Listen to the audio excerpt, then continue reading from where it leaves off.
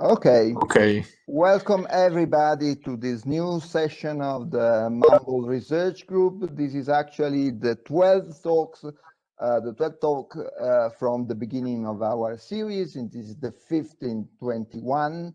As you may already know, the Mumble Research Group is a newly founded research group that works in the intersection between philosophy of language and philosophy of mind, which also some sort of detours in aesthetics as far as there are aesthetical topics that actually cross other topics, either in philosophy of language and philosophy of mind.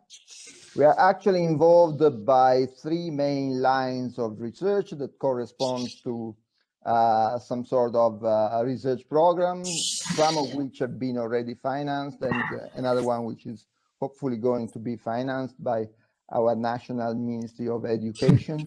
The first one has to do with the topic that actually has to do with Karlsdorf, for it is a project on the venerable topic of the mind of the mental, the mark of the mental. So it's, as you may know, a topic that is well discussed in philosophy of mind since Brentano's 1874 famous book on the psychology under a descriptive point of view. So it has to do with whether it is possible to find what is the essence of mental states, mental properties, mental events, and so on. And then we had another project on fiction and imagination that tries to deal with the issue of whether, of course, fiction involves imagination, but it is still widely discussed whether this sort of involvement is an essential or a contingent factor. And not only that, but if it is important for fiction that imagination plays a role, which kind of imagination actually is involved, for there are different ones.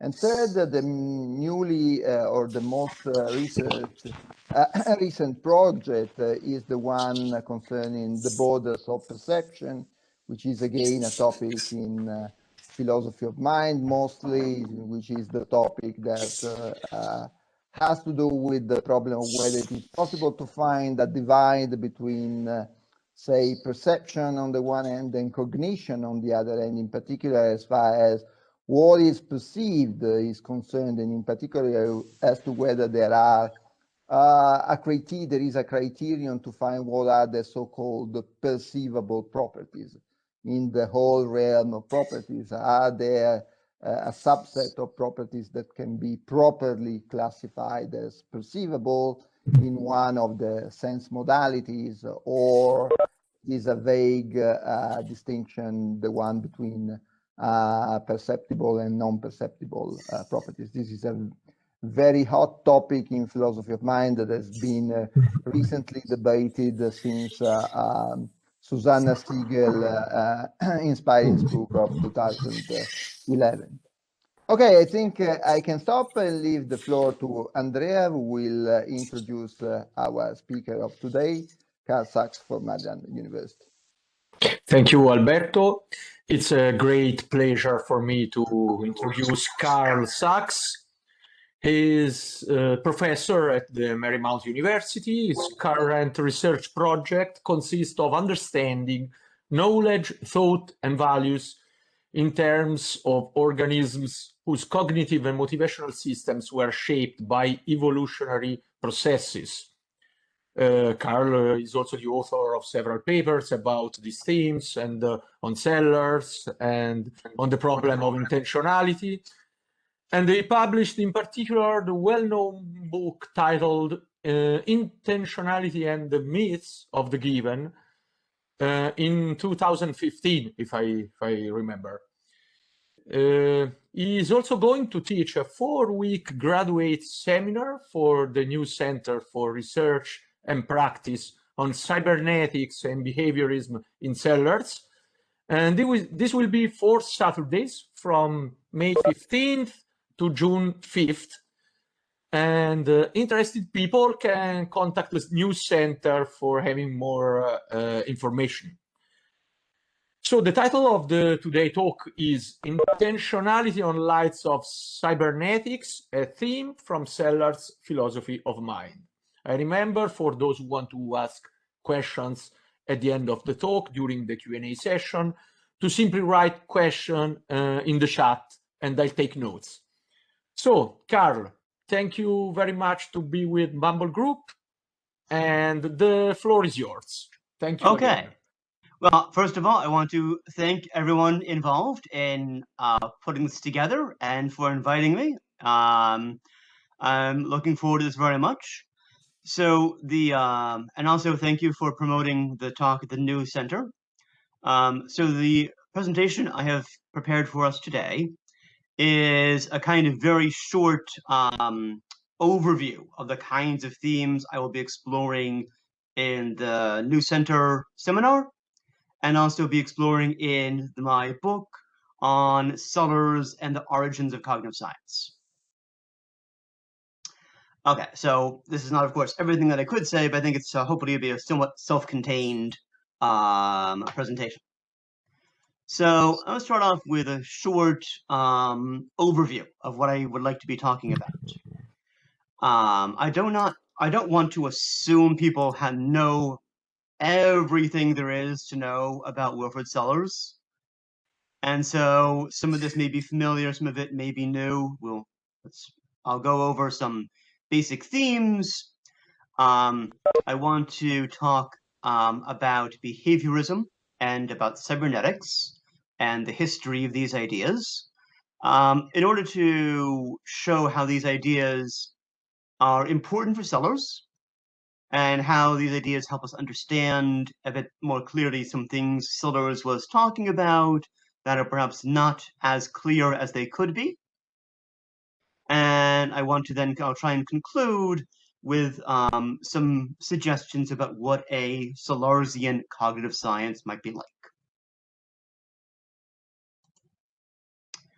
So, one of the, Sellars has had this, Wilfrid Sellars has had this very sort of complicated philosophical legacy, in part because of a tension within Sellars' own ideas about whether normativity or normative facts, epistemic facts, ethical facts can be naturalized or given a naturalistic grounding of some sort. And this tension can be seen very clearly within Sellars' own work. So here, for example, I have two quotes, some quotes from Sellars' work, Empiricism and the Philosophy of Mind. And even within the very same work, he says, well, on the one hand, epistemic facts. Can you hear me? Yes, I guess we don't see your slides, actually. You don't? Oh, well, that's terrible. No, we don't. Yes, we don't see your slides. Hold on. Let me see if I can make this. What happened? They were shared, and I don't know what happened. And I'm trying to click on the share, and it says it's. Shoot. Yeah. Hold on. How's that? Okay, that's right. Yeah. There we go. Okay, so here's the outline. Going back a minute. Okay, and here's the slide I'm on. Okay, thank you. Okay, so now we can see, right, there are these, so now we can see some quotes from Empiricism and the Philosophy of Mind, where in the very same article, on the one hand, Sellars says, well, epistemic facts cannot be analyzed without remainder into non-epistemic facts, whether phenomenal or behavioral, public or private. Right, I take that to allude to, on the one hand, the idea of introspectionist psychology, which analyzes things into phenomenal states, or behavioristic psychology, which analyzes epistemic facts into facts of behavior. So I take that this first quote is Sellars signaling his rejection of psychologism, his rejection of the idea that epistemology can be reduced to or turned into psychology. And we have a similar, and of course, and I have that as my first quote, followed up by a much more well-known quote, made very famous by McDowell and by others, that the space of reasons is just a different kind of language game than that of empirical descriptions. At the same time, in the very same work, Sellers also says, in the dimension of describing and explaining the world, science is the measure of all things. So there seems to be this very strong naturalistic thrust to Sellers that you want to know what's really going on, this the sciences who tell you that. And this has given us a tension between the so-called left and right Sellarsians. So the left Sellarsians are philosophers who emphasize the logical irreducibility of the space of reasons, and to emphasize that there is this fundamental normative character of semantic and epistemic concepts, including your epistemic concepts such as notions of justification, warrant, assertability, or objectivity, as well as semantic concepts such as meaning, content, aboutness, and intentionality. And this view is very well presented by so-called Pittsburgh School, not a label that everyone likes, but I'll use it, it's okay. So this would be at least John McDowell and Robert Brandom, certainly Mark Lance, Quill Kukla, and also I think Richard Rorty, Hugh Price, and Yaroslav Peregrine would belong to this tendency, this way of thinking about what was interesting and new about what Sellers was doing. But there's also, of course, the so-called right Sellarsians. These are the philosophers who emphasize the epistemic authority of the sciences, and in particular those who emphasize what the sciences have to say about us. And so here we find philosophers who emphasize the ways in which cognitive neuroscience contradicts folk psychology. And this is found in views such as eliminative materialism about propositional content, which is a view that was developed by Richard Rorty and then promoted very nicely by Paul and Patricia Churchland. There's also a view of consciousness, sometimes called illusionism. I believe Keith Frankish uses this term to refer to a view of consciousness that he and Daniel Dennett share. And also Kathleen Akins and Ruth Ann Millikan belong to this tendency. And if one reads these philosophers carefully, it's quite clear, I believe, that they are taking for granted as a point of departure the rejection of the myth of the given. Right? That for these philosophers, the rejection of the myth of the given and the displacement is important for understanding how folk psychology can be displaced by better forms of understanding ourselves informed by the neuroscience and evolutionary theory. So this gives us a bit of a contrast, a bit of a tension between these ways of understanding Sellers. And so one question might arise, well, could you be a centrist Sellarsian? This is the only respect in which I am willing to defend centrism, is philosophically when it comes to Sellers. And so one question might be, well, does he even have a consistent view? And I do think we do need to have open the hermeneutic option that maybe he does not. It is certainly possible that Sellers writes his articles as more or less self-contained experiments dedicated to elucidating a particular set of premises or addressing a tangled set of issues, and we should just not look for a single comprehensive view.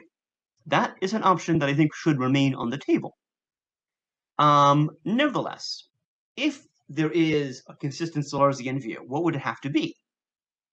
And I take it would have to involve at least the following. That is, it would need to at least show how a scientific explanation of psychological phenomena coheres with a conceptual explication of rational agency. Given that those are clearly Sellarsian commitments, one have to show how well they fit together in order to say, yes, there is a coherent view throughout all of this work. And there are, I think, centrist Salarzians. J. Rosenberg, I think, may be in that camp, as well as Willem de Vries, James O'Shea, who I know just spoke with you recently, and Joseph Rouse. So my own presentation, my own work, is a contribution to a sort of centrist Salarzian kind of view, trying to show how a kind of explanation of psychological phenomena coheres with an explication of rational agency. What I want to do now is talk about behaviorism and cybernetics for a bit, because these are going to be important themes for understanding what Sellars is doing and why he is trying to do it. So we have this text from 1960, Philosophy and the Scientific Image of Man. And I will use, I'm putting man in scare quotes because that is Sellars' own gendered language, but I do not want to endorse it. And in this text, Sellars contrasts the manifest image and the scientific image. So on the one hand, there's how we understand ourselves through the philosophical tradition, the perennial philosophy, as he calls it, that roughly runs from Plato and Aristotle all the way through Kant and Hegel down to Ryle and Wittgenstein. But there's also this rival image, as he puts it, the scientific image, which is itself a philosophical construction. And many people who write about scientific image, I think, don't notice how important it is for Sellars that we're talking about the scientific image of humanity and how that contrasts with the manifest image of ourselves. Now, one thing that Sellars goes on to immediately say is that there are as many scientific images of man as there are sciences which have something to say about man. That's to say, as he appears to the physiologist, to the behaviorist, and to the social scientist. And although Sellars does not much to say about sociology or other social sciences, I take this at least a hint that on Sellars' view, the social sciences belong to the scientific image, and is then a task of the philosopher to take the multiple sciences that have something to say about humanity, whether physics, chemistry, physiology, evolution, neuroscience, psychology, what have you, and construct a synthetic scientific image of humanity. And this is actually an interesting part of Sellars' inheritance from the logical positivists, trying to show how all the sciences fit together. So he is perhaps very close to Carnap in an interesting way, trying to think about the unification of the sciences in this in the way that's very similar to that of the Vienna Circle. So I want to say something now about what Sellars had in mind when he mentions behaviorism, and how that might explain Sellars' ideas. So I want to give a very short one-slide reintroduction to behaviorism. This may be familiar to many of you, but I find behaviorism is often not well remembered these days, and that historical amnesia can be a problem when it comes to understanding a text such as Sellars. So one thing to point, so behaviorism has a bit of a reputation as very reductive, as reducing everything to stimulus-response associations. And while that is certainly true of early behaviorism, associated with James Watson, throughout the 1940s through 1960s, there was this progressive liberalization of behaviorism, borrowing that term from Pete Olin on his work on Sellars and behaviorism. And we see in this period the emergence of what Lawrence Smith refers to as neo-behaviorism, from his book Behaviorism and Logical Positivism, a Reappraisal, from 1980.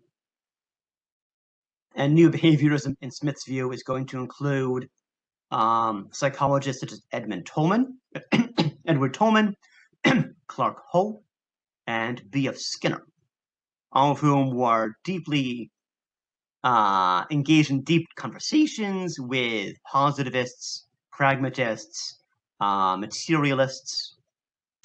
And in that course of that influence, you see a progressive broadening out of what counts as behavior to include purpose, cognition, language, meaning.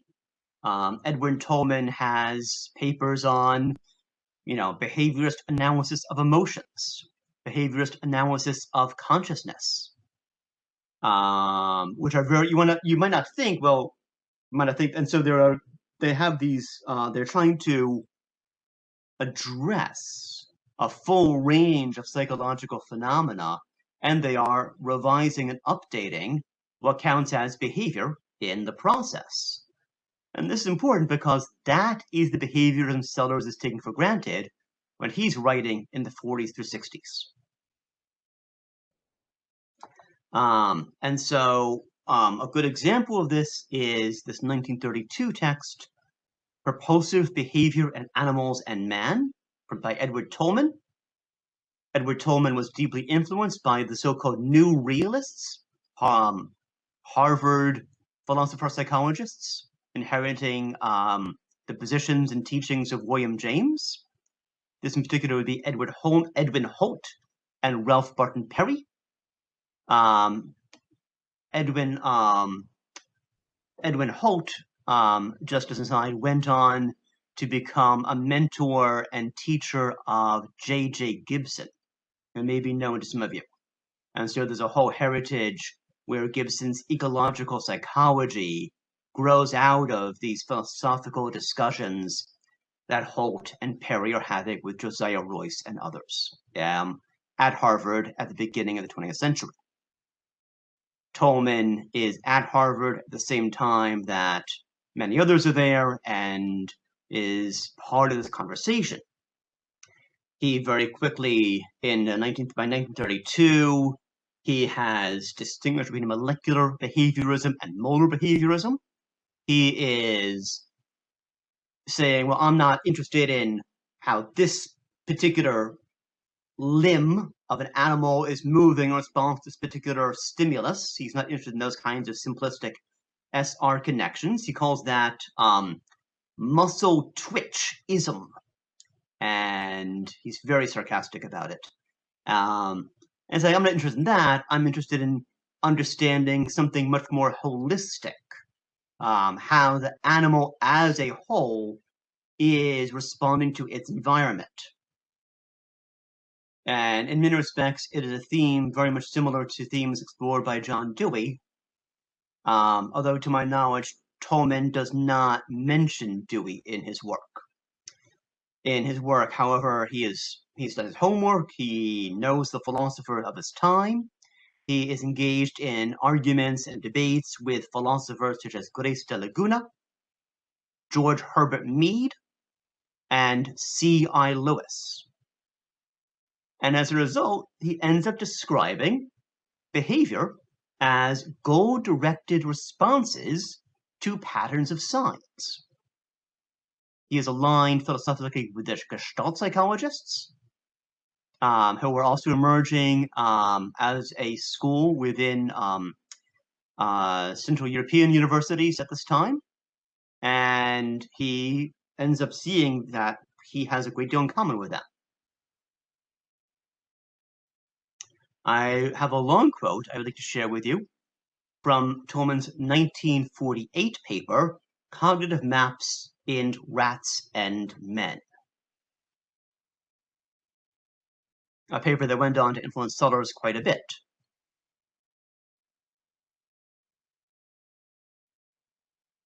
So I'll give you a moment to look at this. I mean, the important point I want to draw out to your attention, I apologize for giving you a long quote, is the way in which he thinks about understanding how rats make decisions when they're learning a maze is not a matter of setting up stimulus-response connections serially, one in order, but rather it's this gradual construction of a map, which is, of course, simplifying and distorting, as maps are, but it's by use of a map that a rat is able to learn new features of a maze and learn new features of its environment. And so here is Tolman writing in 1948, a few years before the so-called cognitive revolution, but already saying, if you want to understand behavior, in order to make good in the behaviors project, we have to be serious about cognitive processes. And this paper went on to actually influence early cognitive science quite a significant degree. Okay, I'm moving on to the next slide now. I now want to switch from Tolman to cybernetics. So this is also from a text published in English in 1948.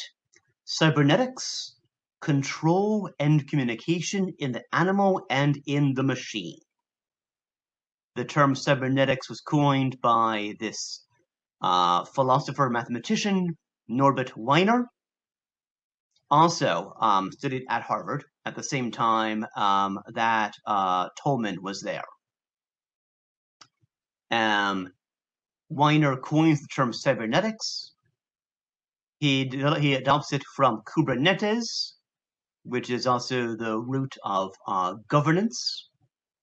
And he coins this phrase to mean the science of self-regulating or self-governing systems, even very simple ones, such as the fly governor in a steam engine would count as a very simple self-regulating system. And it counts as such a system because the output of the system determines what the input of the system is going to be. Or in more of a slogan, what the system has done determines what the system will do. So cybernetics takes very seriously the fact that things happen in time. It is not, so unlike classical physics, which is time symmetrical, cybernetics requires that time be real. And Wiener knows enough history of philosophy and history of physics to say a great deal about the significance of cybernetics for the reality of time and for understanding the nature of life. I have a long quote from Wiener here in which he talks about the importance of feedback loops for understanding the central nervous system.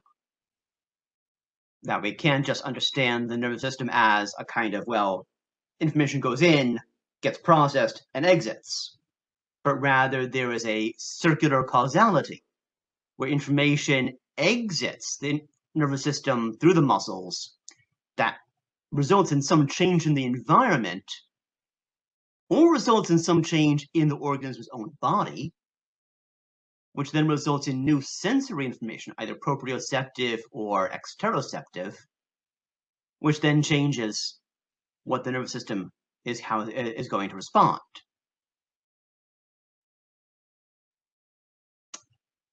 And so on my reading, behaviorism and cybernetics, in particular Tolman and Wiener, are important for understanding what Sellers was doing, and in particular important for understanding what he meant by the idea of picturing. Picturing is a concept in Sellers that has led many philosophers and scientists have found very confusing.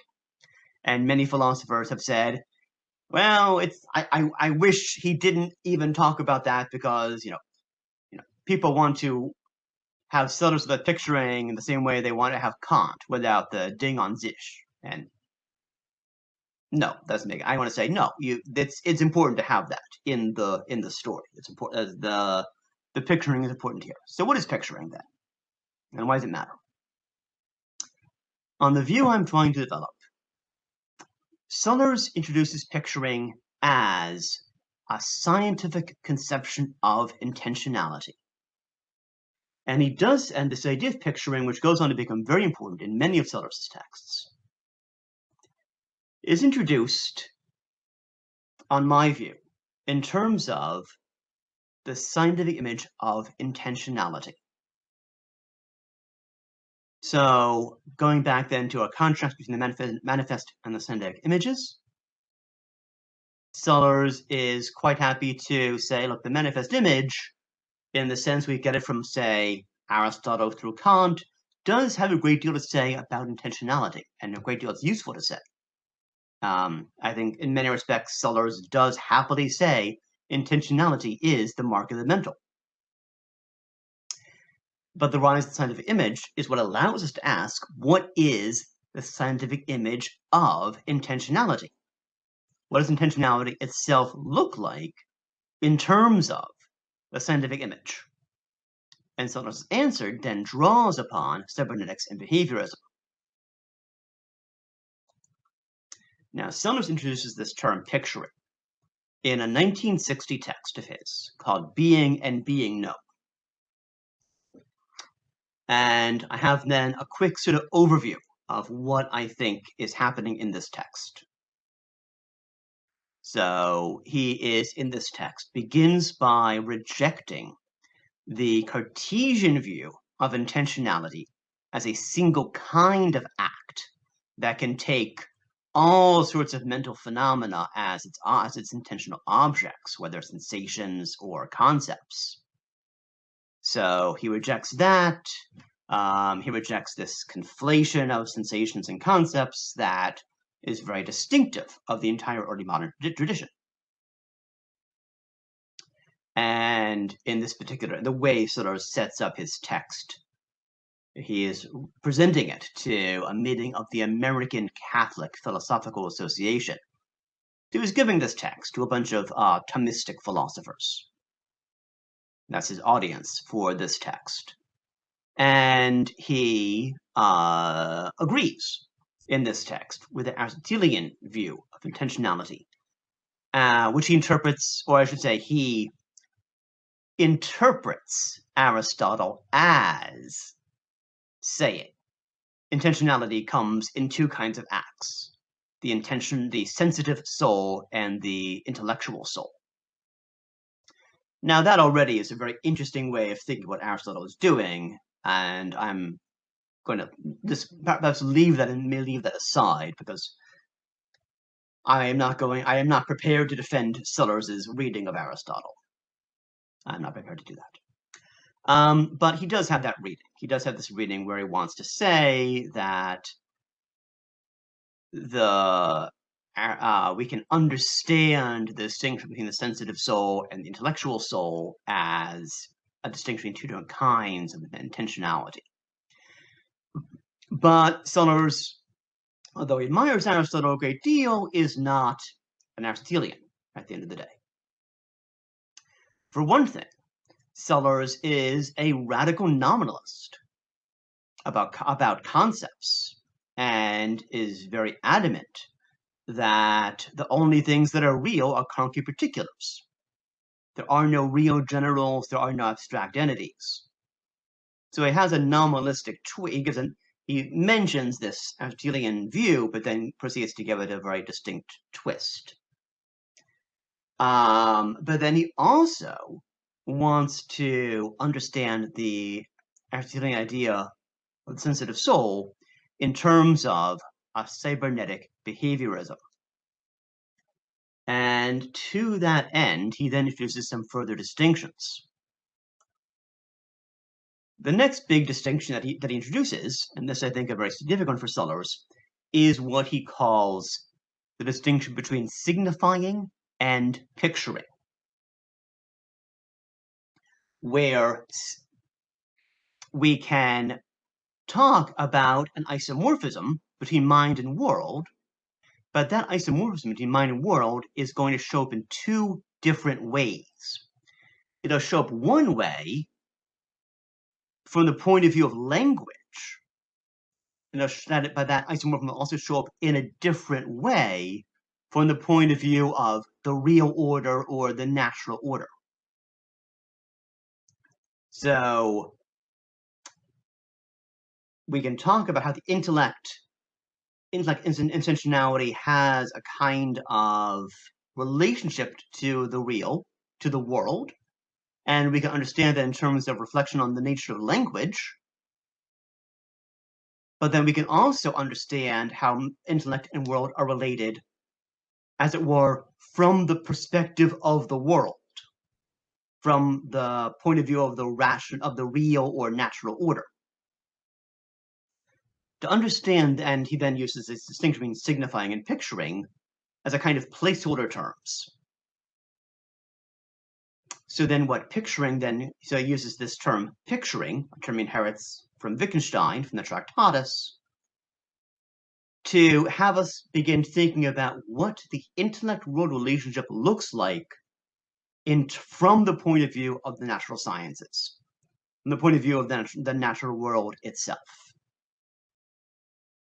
In order to get our minds thinking about what that might mean, Sellars introduces this very complicated but very interesting kind of thought experiment, where he introduces what he calls an anthropoid robot of the future,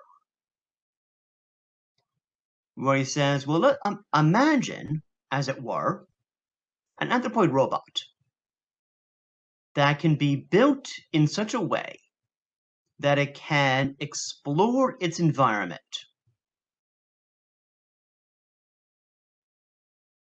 And I find it always sort of interesting that he thinks about the robot as using a kind of, basically using something like sonar, only using it with high frequency radiation. So he's imagining the robot using something like sonar in order to explore its environment, to construct a map of its environment, scanning it, and recording its observations on some kind of internal tape, which it can then enrich with various inferences in order to guide its conduct, and thereby achieve an ever more increasingly adequate adjustment to its environment by enriching its internal map of that environment.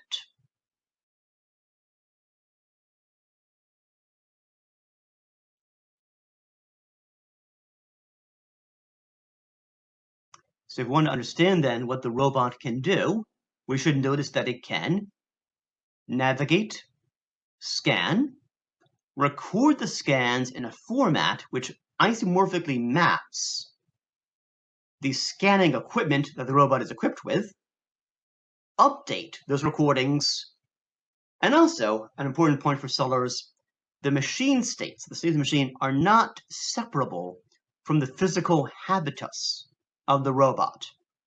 The robot is embedded in its environment, and how the robot is updating its own states cannot be separated from the robot's body and the robot's environment.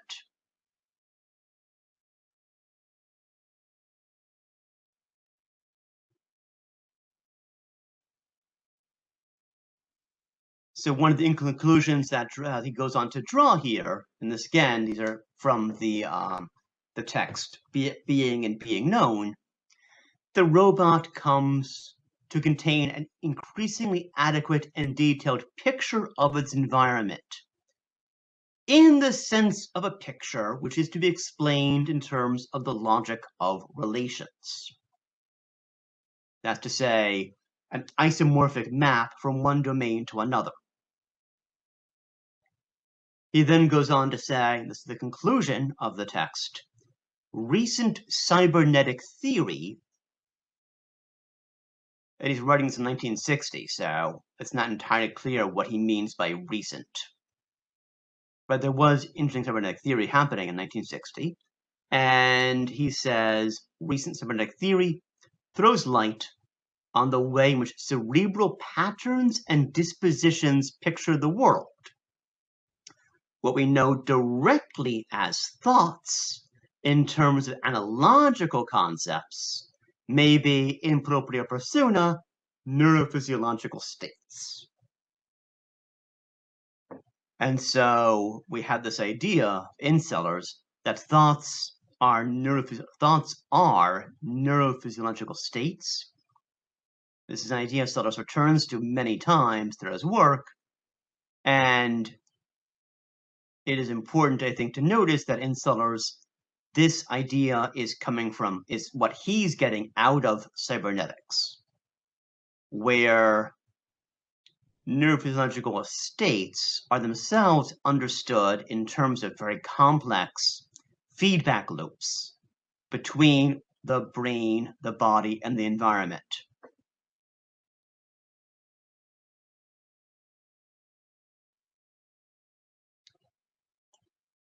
In a much later article from 1980, this is article more on givenness and explanatory coherence, Sellers writes, since agency, to be effective, involves having reliable cognitive maps of ourselves and our environment.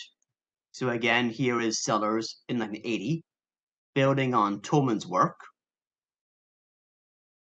And since that's the case, the concept of effective agency involves the idea that our IPM judgments, this is what the insert is my own, introspection, perception, and memory, are likely to be true. Right, our IPM judgments, our judgments of introspection, perception, and memory are likely to be true because what those judgments are is just correct mappings of ourselves and our circumstances. And the footnote to this section, Sellers writes, may I call them pictures? So I take it then that the clue, understanding what Sellers means by picturing, is to be understood in terms of how Sellers is building on Tollman's cognitive maps and Weiner's cybernetics. This then gives us an idea of what Sellers means by picturing.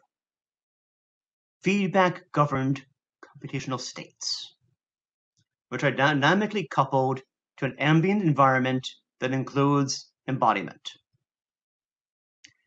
In 1980, in his article Mental Events, Sellers builds on this to call these animal representational systems, through which animals navigate its environment, as well as monitors its own embodied relationship to the environment. And Sellers freely goes back and forth between talking about guided missiles, which were an important exemplar or canonical example used in the cybernetics literature, and talking about animals and talking about rats in mazes. And so throughout Sellers' work, guided missiles and rats in mazes and human thought are all on a cybernetic continuum. And that's important understanding what the scientific image of man would be. One point that I think is crucial for Sellers, although not as clear about this as I think he would need to be, but I think it's something introduced here because, on my view, without this additional idea, Sellers' entire project simply does not make sense. And so you can maybe take this as how I'm attempting to construct a centrist Sellersianism. I'm introducing then this idea that what language does and why it's important is that it facilitates the construction of shared or collective pictures, from dialogue to worldviews, up to and including the scientific and manifest images themselves. So the manifest image is itself a way of picturing that evolved over the millennia of human thought and reflection, and the scientific image as a better way of picturing emerged out of the adequate but not quite good enough way of picturing that is the manifest image. And so what is emerging, I think, at this point is this idea that what we're beginning to get out of cognitive science is a picture of what picturing is.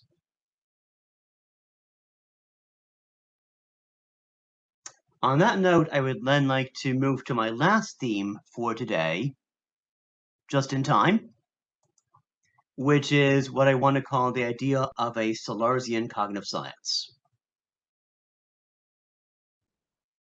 So, to motivate the idea of a Salarsian cognitive science, I want to begin with a perhaps somewhat overdrawn contrast between classical cognitive science and the so-called 4E cognitive science.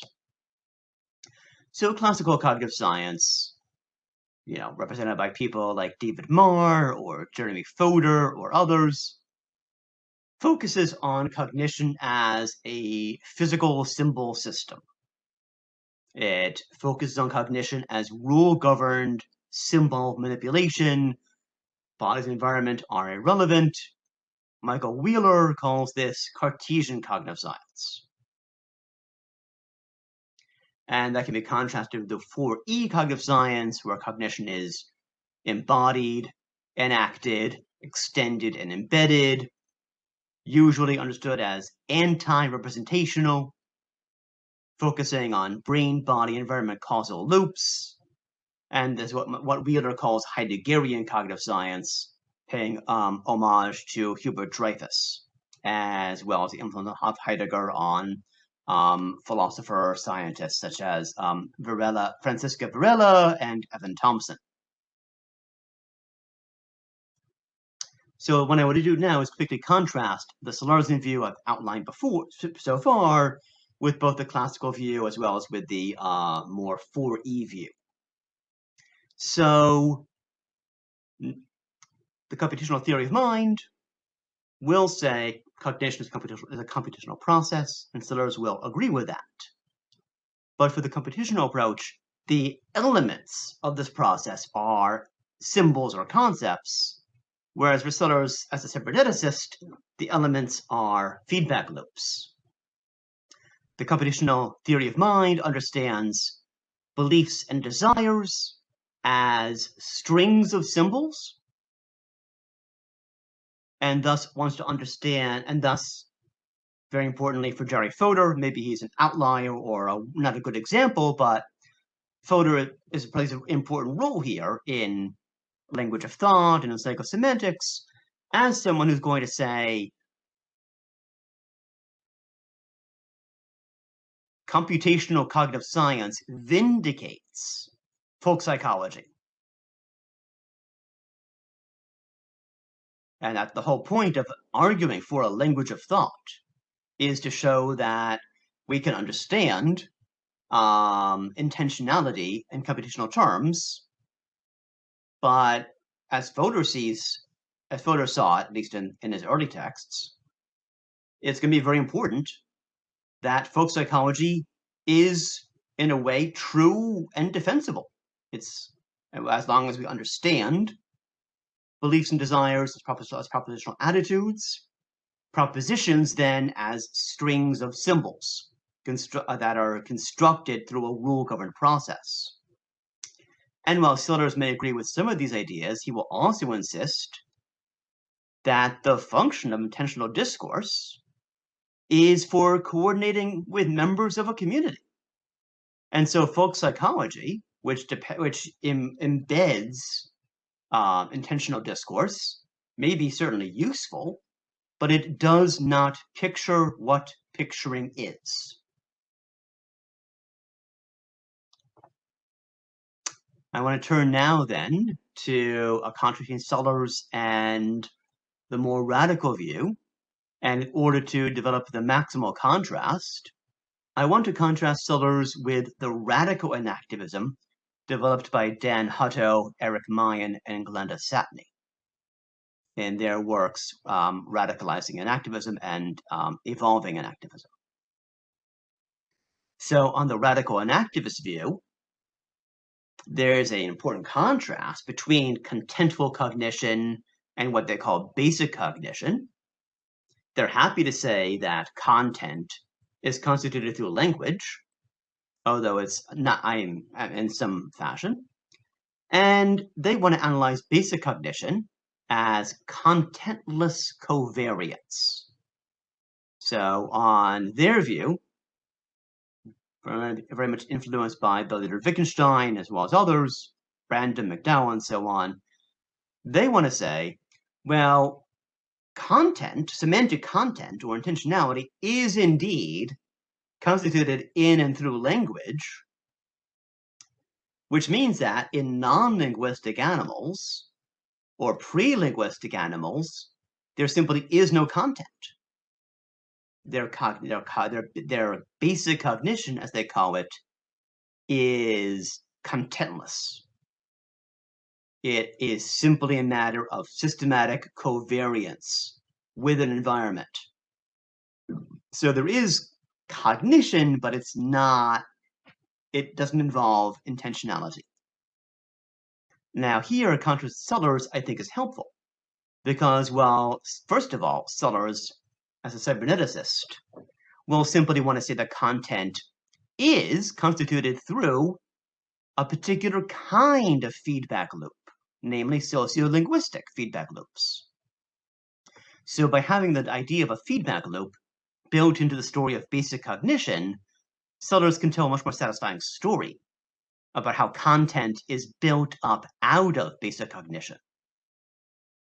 And he can also tell a much more satisfying story which basic cognition is going to involve signal processing through which animals actively construct sensor-motor maps of their ambient environments. And I think that gives a much more satisfying story than the covariance story of Hutto and Mayan, because in their story, it's not so clear how the covariance of an animal mind is really that different from the ways in which tree rings systematically covary with states of past environments. And yet it would seem odd to call tree rings cognitive.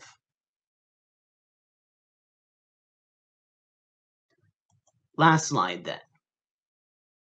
What I want to call some principles of Salarzian cognitive science. That the task of cognitive science is the construction of a scientific image of intentionality. That understood in those terms, cognition involves signal processing that modulates transducer and effector activity. That's where I take Sellers to be building on ideas from Tolman and us particular Weiner. That we think of computation not as something that happens entirely within the mind, but computation as interaction. That we understand that computational processes cannot be separated from the 4 E's. And so in that way, ending or perhaps proposing a truce between cognitivism and enactivism. And that we accept that basic cognition, although not contentful, is nevertheless perhaps representational in an important way. Okay, that is it for the slides I prepared for you. So I'm going to end my screen sharing now. I can also go back to any slides you'd like me to go back to. Thank you very much, Carl. Really thanks, really inspiring talk.